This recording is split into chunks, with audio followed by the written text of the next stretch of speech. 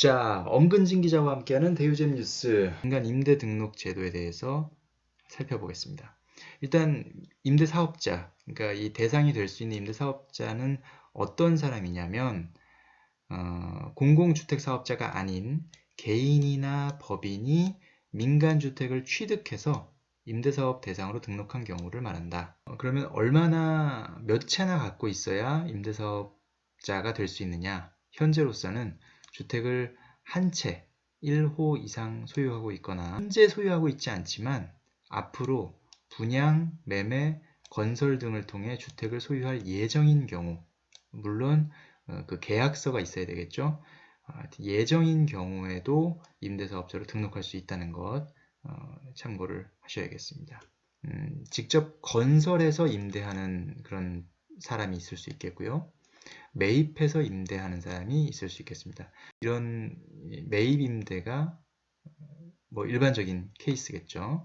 반면에 내가 여기다가 집을 지어서 누군가에게 임대해주고 그걸로 인해서 내가 수익을 창출하겠다 라고 생각하는 사업자가 있다면 그 경우에는 건설 임대에 해당이 되겠습니다.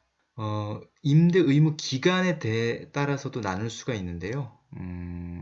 4년과 8년 크게 두 가지로 나눠볼 수가 있을 것 같습니다. 4년은 이제 단기로 쉽게 얘기를 하고요. 8년은 뭐 공공지원 민간임대 혹은 장기 일반 민간임대 이렇게 지금 부르고 있습니다. 임대 의무 기간이 긴 만큼 임대 시장에 기여하는 바가 크겠죠. 8년 공공지원 민간임대주택이나 장기 일반 민간임대주택에 조금 더 많은 세제 혜택을 주고 있는 것이 사실이고요. 자, 임대 등록을 고민하고 있는 분들은 일단 등록 전에 좀 유의하셔야 될 부분이 있습니다.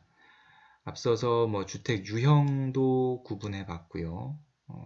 임대 의무 기간도 살펴봤는데 그것뿐만 아니라 주택의 공시 가격, 또 면적, 등록 시기에 따라서 지금 정부가 주고 있는 세제 혜택이 다르기 때문에 본인이 소유하고 있는 임대주택, 그리고 본인이 등록을 하려고 하는 그 주택이 뭐 여기에 어느 것에 해당되는지, 주택 유형은 무엇이고 공시 가격은 어느 그 범위에 해당되고 면적은 어디에 해당되고 등록 시기는 언제인지, 또 임대 의무 기간을 어느 정도 생각하고 있는지, 이 부분에 따라서 혜택이 다르기 때문에 그 부분을 내가 어떤 혜택을 받을 수 있는지를 뭐 국세청이나 또 시군구 세무과나 혹은 뭐 세무사에게 확인하시면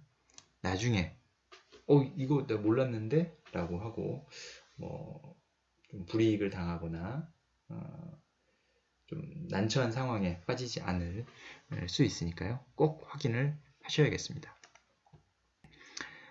왜냐하면 임대 의무 기간 동안에는 꼭 임대를 해야 되고요. 개인적인 사정으로는 말소할 수 없다는 규정이 있기 때문입니다.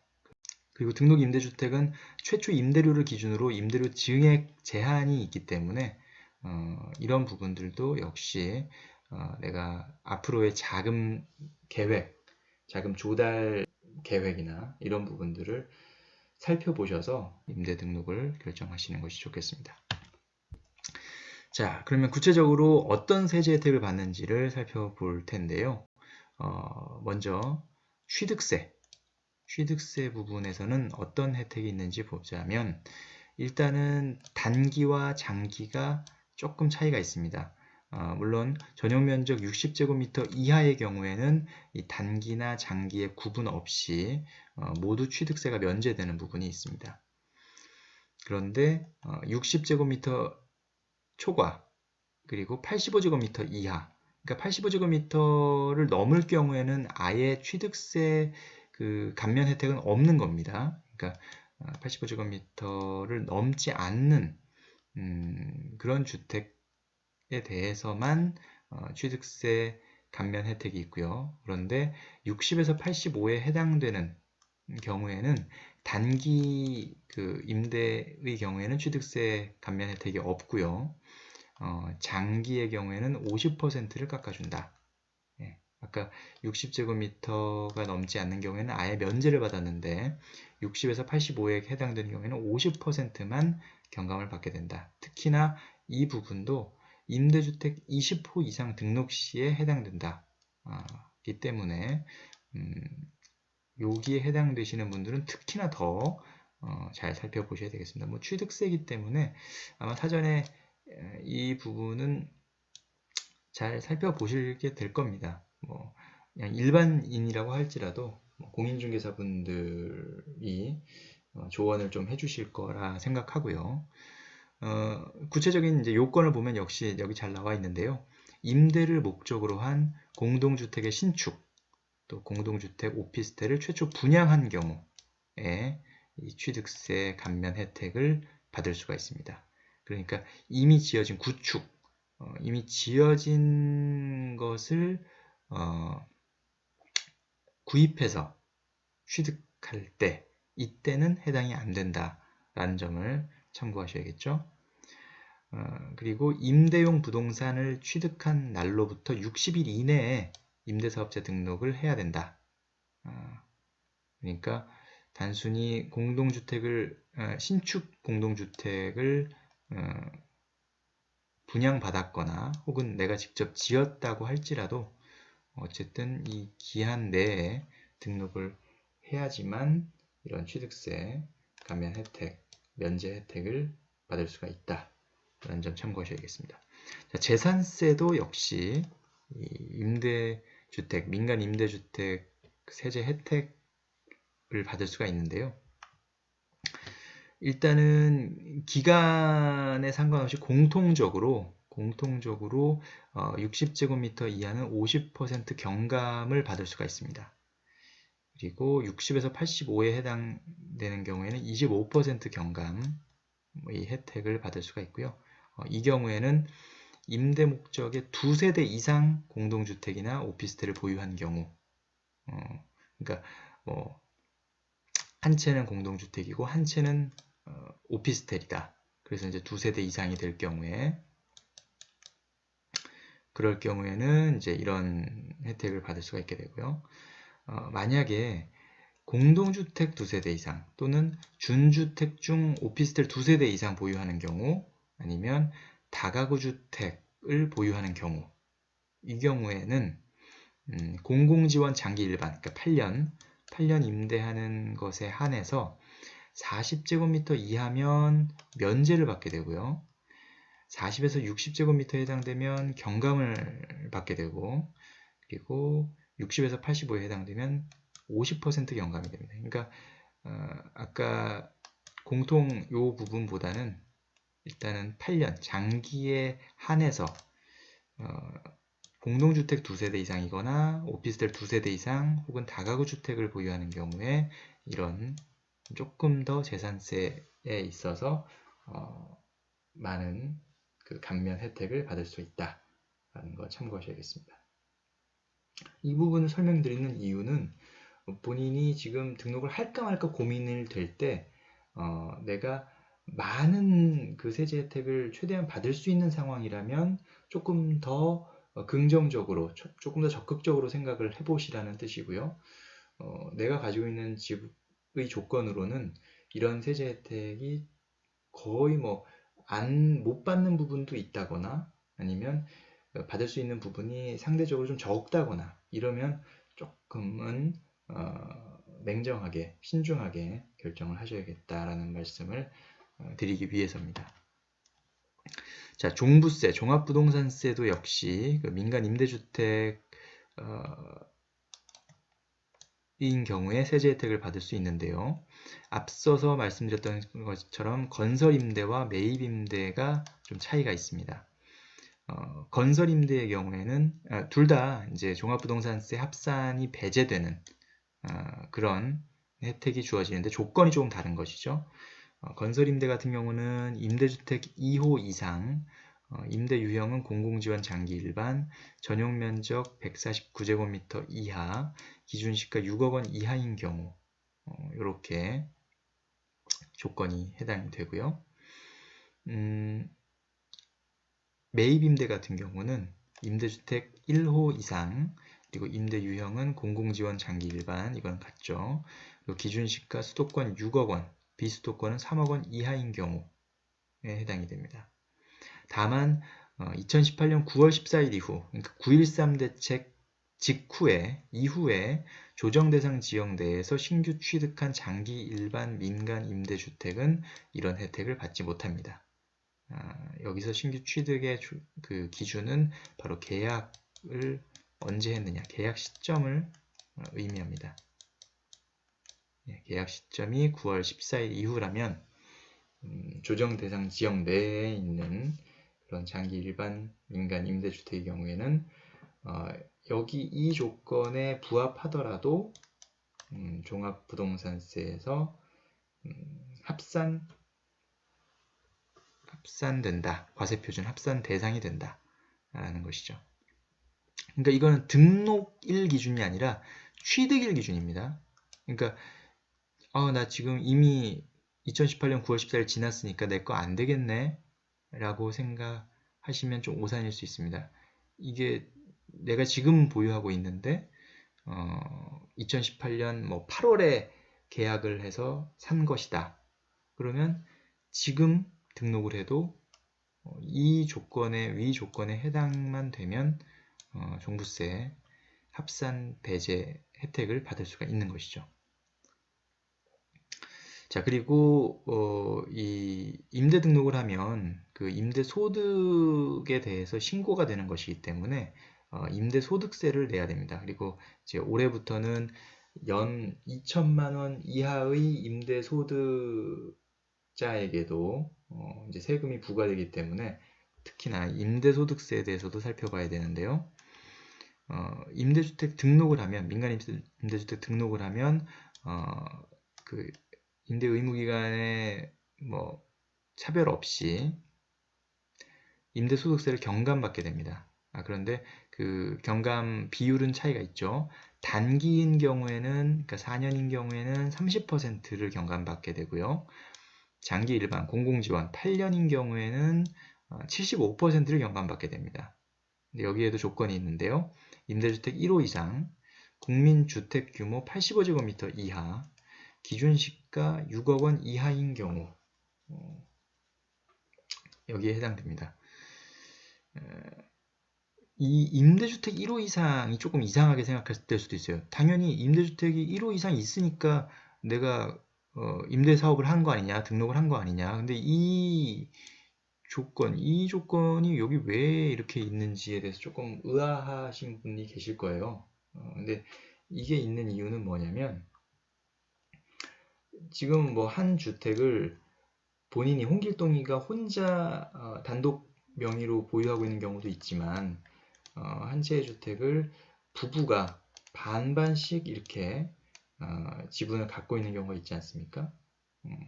이제 부부의 경우에는 좀 명확하죠. 임대주택을 1호 이상 만약에 부부 중에 한 명만 등록을 한다고 하더라도 사업자 등록을 한다고 하더라도 부부가 갖고 있는 이 임대주택은 좀 명확하게 1호라고 볼 수가 있겠지만 만약에 부부가 아닌 뭐 남남이 이렇게 지분을 갖고 있는 경우도 있지 않습니까? 근데 그 중에 한 명이 임대사업 등록을 해서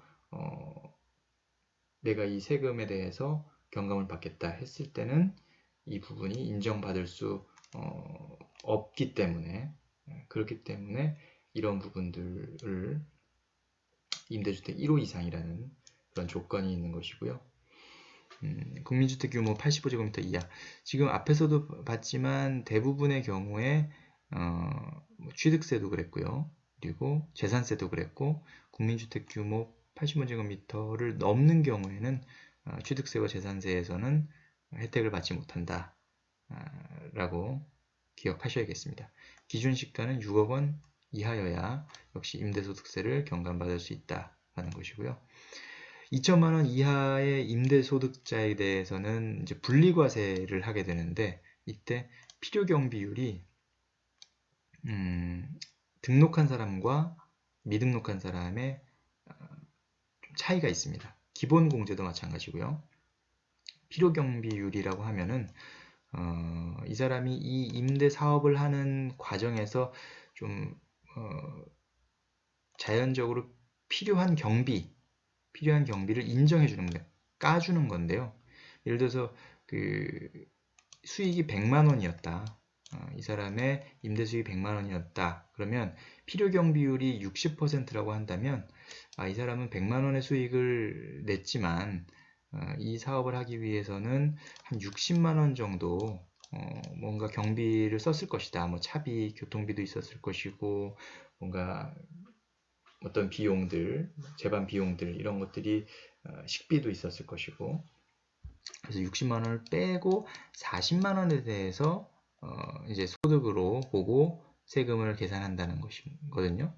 그래서 이게 뭐 100만 원일 경우에는 큰 차이가 안 나지만 이게 1000만 원이 되고 뭐 2000만 원이 되고 이러면 이 경비율의 차이가 점점 벌어지게 되는 것이죠. 등록한 사람은 60%를 필요경비율로 인정받게 되는데 미등록한 사람은 50%만 필요경비율 인정을 받게 되고요. 기본공제 같은 경우도 등록한 사람은 400만 원, 미등록한 사람은 200만 원. 그러니까 이미 뭐 100만 원인 사람은 기본공제에서 뭐 소득이 없는 걸로 되는 거죠.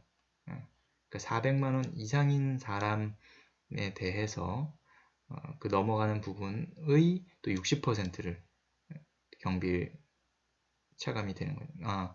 필요 경비율이 60%이고 기본공제가 400만 원이 되는 거니까 그 좀 미미하신 분들, 그러니까 1000만 원이신 분들은 일단은 뭐 없다고 봐야 되는 거죠. 1000만 원에 60%면 400만 원인데 기본공제 400만 원을 받게 되니까요. 그런 분들은 임대소득세에 대해서는 걱정하지 않으셔도 되겠다라고 말씀을 드립니다. 자, 양도소득세도 역시 임대주택, 민간 임대주택의 세제 혜택을 받는 부분인데요. 어떻게 보면은 가장 핵심적인 부분일 수 있습니다. 양도소득세가 아무래도 모든 세금에서 가장 큰 부분이 될 가능성이 있기 때문에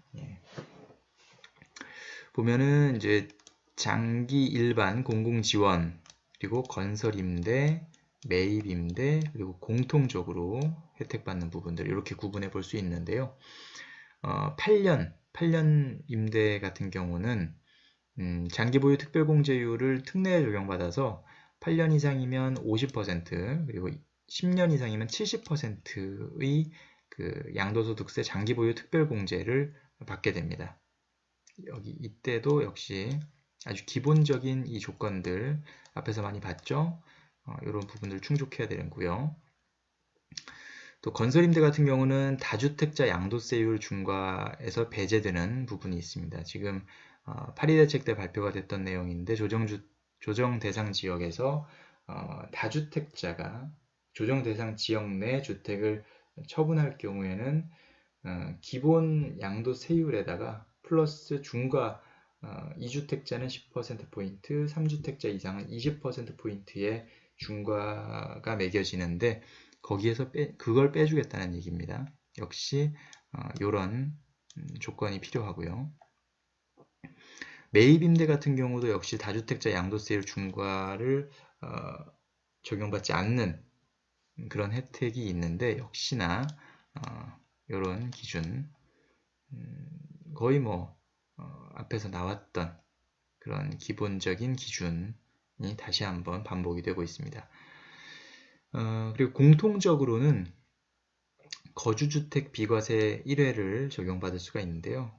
그러니까 지금 내가 살고 있던 집 2년 이상 거주했고 또 고가주택 그러니까 9억 원이 넘는 주택인 경우에는 이제 9억 초과분에 대해서는 이제 과세가 되게 되고요.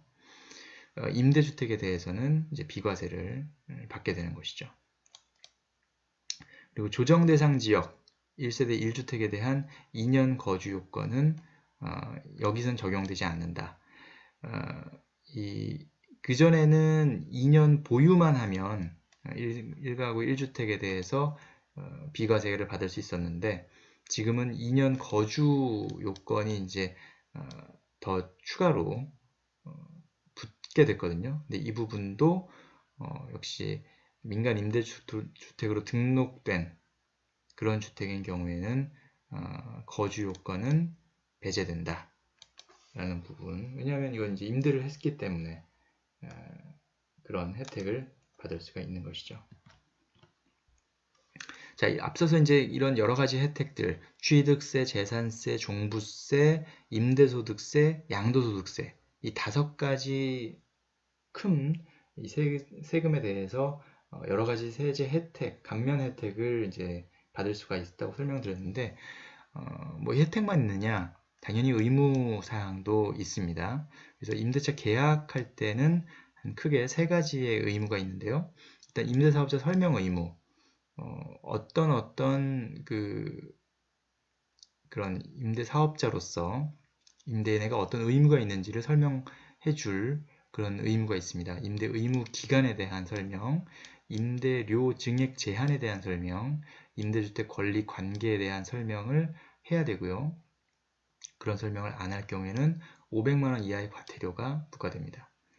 또 양식 사용 의무, 이 법령에서 정하는 표준 임대차 계약서 양식을 사용해야 되는데 이것을 사용하지 않았을 경우에는 1000만 원 이하의 과태료를 또 물게 되고요.